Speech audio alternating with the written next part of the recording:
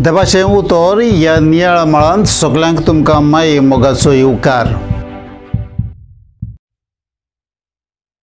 एके फावटी आपल्या आवयन आपल्या धाकटुल्या पुताक आपल्या बरोबर घरच्यो वस्तू घेवंक दुकानार व्हेलो।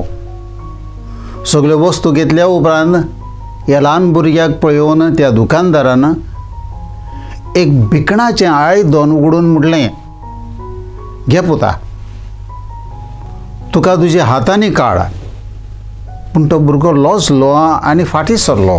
परतून सांगलें, तरी आसतना लजलो तो लजता म्हूण दुकानदारान आपले हात घाले आनी ताका काडून दिले। दोनूय हातांनी घेवन तो भुरगो नाचत उडत घरा वचूंक लागलो। वाडेर आवयन ताका विचारलें, आयज कसले नोकरे करतालो रे तूं? कोणूय कितें दिल्यार रोखडोच घेवन खातालो? त्या भुरग्यान असो जबाब दिलो, म्हजे हात ल्हान पूण ताजे हात व्हड। ताणें दिलें म्हूण म्हाका चड मेवलें। आयच्या शुभ वर्तमानान जेजू उंड्यान मासलेची मिलाग्री करता आनी सगल्यांची भूक भागयता। शिसा लागीं कांयच करूंक जायना जालें, पूण त्या किरकोळ उंड्या आनी मासळेचेर आशिर्वाद घालून जेजून सगल्यांक पावयले। आमचे हात ल्हान पूण देवाचें काळीज शीम मेर नासलोलें।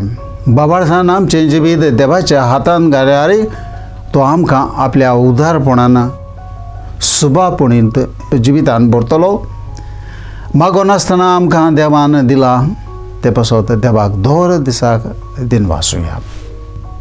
मागुया, मोगाळ बापा, तुजें उतर मानून घेवंक म्हाका तुजी कृपा दी।